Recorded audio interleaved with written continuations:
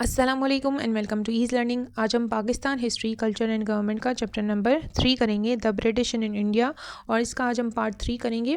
Video start करने से पहले आपसे रिक्वेस्ट है कि अगर आपने चैनल को लाइक, शेयर और सब्सक्राइब नहीं किया है तो काइंडली कर लीजिएगा। यहाँ पर बात हो रही है हाउ डिड ब्रिटेन री enforce it's control of India, किस तरह ब्रिटिशर्स ने अपना कब्जा जमाए रखा इंडिया पर। 1798 में लॉर्ड वर्सले इंडिया पहुँचते हैं, एज अ गवर्नर जनरल की पोजीशन उन्हें दी जाती है और वो वहाँ के लोकल प्रिंसेस पे परसुएट करते हैं, यानी उन्हें जोर डालते हैं कि वो उनके साथ सब्सिडरी अलाइंस करें, यानी एक मुआहदा साइन करें। ये एक बहुत चालाक तरीका होता है, श्रूड मतलब क्लेवर तरीका होता है ब्रिटेन का, ताकि वो अपनी पावर को कंसोलिडेट यानी मजबूत कर सके इंडिया में एट वेरी लिटिल कॉस्ट, बहुत ही इंतहाई कम कीमत पर वो अपनी पावर को आहिस्ता आहिस्ता वहाँ पर इंडिया में अपने कदम जमा सके। मकामी रूलर्स को कहा गया था कि वो जिस तरह चाहें अपने अफेयर चला सकते हैं, लेकिन ब्रिटिश सोल्जर्स जो है वो उनकी हिफाजत करेंगे। जो ब्रिटिश सोल्जर जो इनकी हिफाजत करेंगे उनका सारा खर्चा वहाँ के मकामी रूलर्स को देना पड़ेगा, और साथ ही साथ उन्हें एक ब्रिटिश रेजिडेंट एडवाइज़र को भी एक्सेप्ट करना पड़ेगा, यानी एक उनका अपना बंदा होगा ब्रिटिशर्स का जिससे वो एडवाइस लिया करेंगे, उसे एक्सेप्ट करेंगे। साथ ही साथ इस मुआहदे में ये भी लिखा हुआ था कि वो किसी दूसरे मकामी रूलर के साथ अलाइंस नहीं करेंगे। जो ब्रिटिशर्स के साथ अलाइंस करेगा, उनके साथ मुआहदा करेगा, वो किसी दूसरे के साथ मुआहदा नहीं कर सकेगा। ये इस मुआहदे में लिखा हुआ था। सबसे पहले जो इस मुआहदे को साइन करते हैं वो हैदराबाद के रूलर होते हैं 1800 में। इसके बाद औध के जो रूलर होते हैं वो 1801 में करते हैं, और तीसरे नंबर पे कौन थे? मराठा के पेशवा थे 1802 में, जिन्होंने ये अलाइंस को साइन किया था, इस मुआहदे को साइन किया था। नेक्स्ट है what happened to the East India Company, क्या होता है ईस्ट इंडिया कंपनी के साथ। 1773 में ब्रिटिश गवर्नमेंट एक्सेप्ट कर लेती है रिस्पॉन्सिबिलिटीज़ को, जो कुछ इंडिया में चल रहा होता है, जो कुछ भी होता है उसकी जिम्मेदारी उठाती है, और वो एक कानून पास करती है जिसे रेगुलेटरिंग एक्ट कहा जाता है। ईस्ट इंडिया कंपनी में जो है उसके ऊपर ये बाउंड होती है कि वो पार्लियामेंट को जाके जवाबदेह होगी, यानी जो कुछ ईस्ट इंडिया कंपनी इंडिया के अंदर कर रही है उसको उसका जवाब देना पड़ेगा ब्रिटिश पार्लियामेंट में। तो गवर्नर जनरल अपॉइंट किया जाता है बंगाल का, और उसके अंडर मद्रास और बॉम्बे के गवर्नर दिए जाते हैं, यानी उसके पास कंट्रोल होगा। किसके पास? जो बंगाल का गवर्नर जनरल होगा उसके पास मराठा और बॉम्बे के गवर्नर का कंट्रोल होगा। और उन्होंने एक सुप्रीम कोर्ट कायम की थी कलकत्ता में। हर 6 महीने बाद कंपनी के डायरेक्टर्स को जाके वहाँ पे जवाब देना होता था पार्लियामेंट को, जो कि ब्रिटेन में मौजूद थी, कि वो क्या कुछ इंडिया में कर रहे हैं।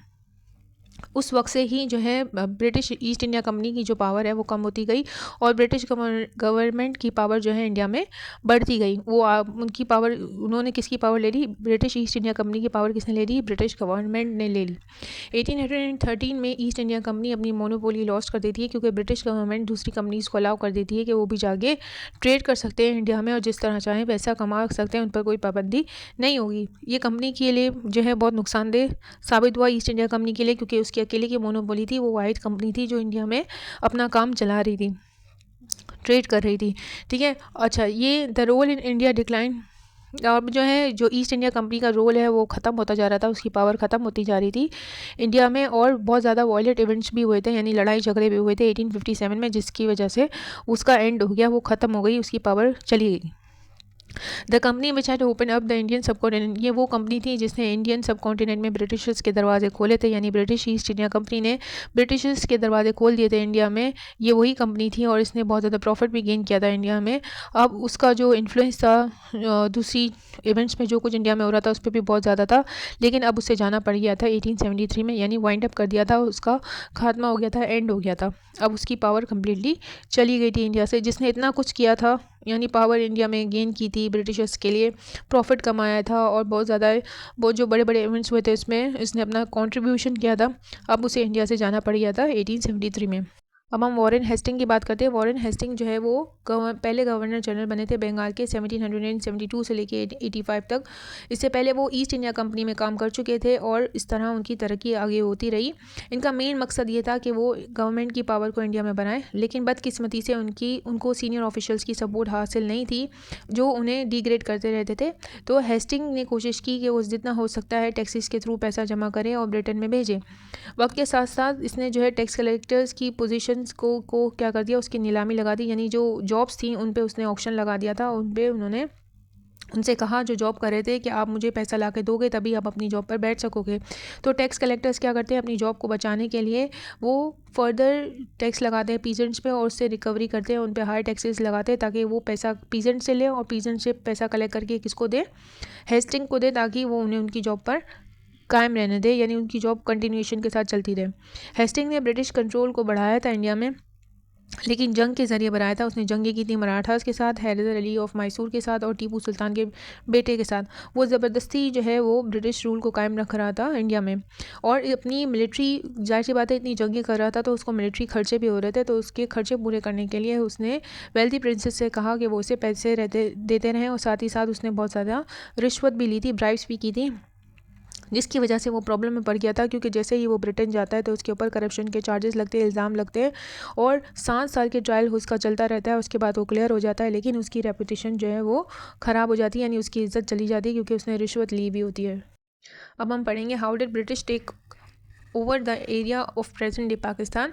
किस तरह ब्रिटिशर्स ने कंट्रोल हासिल कर लिया जहाँ आज पाकिस्तान मौजूद है।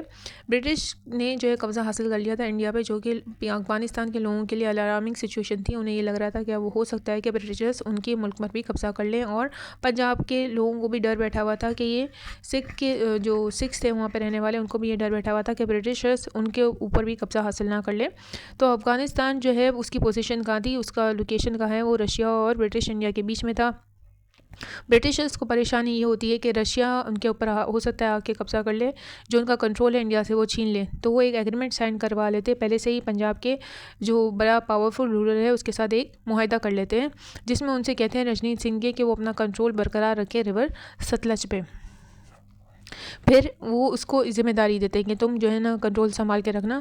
फिर 1839 में ब्रिटिश जो है वो अफ़गानिस्तान में अपनी जो है कब्ज़ा हासिल करने के लिए दाखिल हो जाते हैं, और वो अपना वहाँ पे हुक्मरान बिठा देते हैं। पपेट रूलर यानी जो हुक्मरान होता है वो ब्रिटिशर्स की बात मानता है। 2 साल के बाद एक डिज़ास्टर होता है, एक बड़ी प्रॉब्लम आ जाती है, क्योंकि अफ़गानी जो है वो अपने नए किंग के ख़िलाफ़ बगावत कर देते हैं, यानी उन्हें किंग पसंद नहीं आता, वो मना करते हैं कि हम उसे किंग मानते ही नहीं हैं। तो 4000 जो सोल्जर्स थे, जो कि फोर्स थी जो ब्रिटिशर्स ने काबुल में बैठाई हुई थी, काबुल जो अफ़गानिस्तान में वहाँ पर, तो उन सबको मार देते हैं अफ़गानीज़, और उनमें से सिर्फ एक ही सर्वाइव करता है, एक ही बंदा बचता है, जो कि जाके ब्रिटिशर्स को रिपोर्ट करता है कि क्या कुछ वहाँ पे हुआ था। यानी इनकी कितने ऑलमोस्ट ऑल जो है सारे सोल्जर्स को मार दिया जाता है, सिवाय एक के, जो कि ब्रिटिशर्स के पास जाके उन्हें बताता है कि उनके साथ क्या हुआ था। अच्छा, 1843 में ब्रिटिशर्स फोर्सेस वापस कायम होती है, वापस अपने जो है एक्टिव होती है सर चार्ल्स नेपियर की उसमें लीडरशिप में, और वो सिंध के अंदर दाखिल होते हैं, उस पर कंट्रोल हासिल करने की कोशिश करते हैं, जो कि एक इम्पॉर्टेंट ट्रेड रूट जगह है वहाँ पे बोलान पास, और बोलान पास के ज़रिए इंडिया में दाखिल हुआ जा सकता है। और ये ब्रिटिशर्स की इज़्ज़त का भी सवाल था, क्योंकि वो मुसलमानों से बदला लेना चाहते थे, क्योंकि मुसलमानों ने काबुल में इनके इतने सारे सोल्जर्स को मार दिया था। तो वो चाह रहे थे जो सिंध में मुसलमान हैं उनसे इस चीज़ का बदला लें। The Britishers had promised by treaty, British ने प्रॉमिस किया था, मुआहदे के तहत एग्रीमेंट किया था वहाँ के लोकल रूलर से कि वो सिंध में दाखिल नहीं होंगे, लेकिन फिर भी उन्होंने उस मुआहदे की खिलाफ वर्जी की और वो सिंध में दाखिल हुए। जो नेपियर्स के इस एक्शन को जो है ब्रिटिशर्स के लोगों ने भी पसंद नहीं किया, तो उन्होंने भी कहा कि उन्हें ऐसा करने की ज़रूरत ही क्या थी। फिर the British then turn to Punjab, फिर ब्रिटिशर्स अपने कंट्रोल हासिल करने के लिए बढ़ते हैं पंजाब की तरफ, और पंजाब में उनको 2 ट्रेड रूट्स के ऊपर उनकी नज़र होती है, एक खैबर पास के ऊपर और एक रिवर इंडस के ऊपर। यानी सिंध के बाद अब पंजाब की बारी थी, और वो पंजाब पर अपना कंट्रोल हासिल करना चाहते थे। तो ब्रिटिशर्स बिलीव करते थे कि गुड्स को कैमल्स के ज़रिए मूव किया जा सकता है खैबर पास के ज़रिए, और पंजाब से इंडिया भेजा जा सकता है, और फिर जो है and the Punjab to India, और फिर पंजाब से इंडिया भी भेजा जा सकता है। कुड मोर इजीली भी शिफ्ट डाउन द इंडस, और फिर जो भी चीज़ उन्हें भेजनी हो दूसरे मुल्क में भी भेजनी हो, तो वहाँ पे क्या मौजूद है, रिवर इंडस मौजूद है। रिवर इंडस जो है उसके थ्रू जो है वो लोग कहाँ पहुँच सकते हैं, कराची में पहुँच सकते हैं, कराची में अपना माल सप्लाई कर सकते हैं, ट्रेडिंग कर सकते हैं।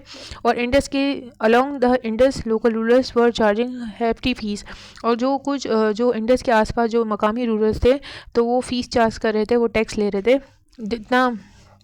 जितना वहाँ से ट्रेडिंग होगा उतना ही उनको चार्जेस मिलेंगे, पैसे मिलेंगे। The arrival of the first steam power river boats, अब वहाँ पे रिवर बोट्स जो है स्टीम पावर रिवर बोट्स की इन्वेंशन हो गई थी, यानी वो स्टीम से चल रही थी, तो इसने जो है रिवर इंडस को और ज़्यादा अट्रैक्टिव बना दिया था। तो इसीलिए ये लोग चाहते थे कि यहाँ पर कब्ज़ा हासिल कर लें। जो सिख थे वो पंजाब के वो परेशान हो गए थे कि ब्रिटिशर्स जो है उनके ऊपर भी कंट्रोल हासिल कर लेंगे, तो उन्होंने कहा कि हम अपने बचाव के लिए काम करें, इससे पहले वो हम पे हमला करें, हम उन पर अटैक कर देते हैं। तो वो लोग जो है अटैक करने के लिए जाते हैं 1845 में ब्रिटिशर्स पे, जिनका कंट्रोल इंडिया पे था, और वो पहली सिख वॉर थी।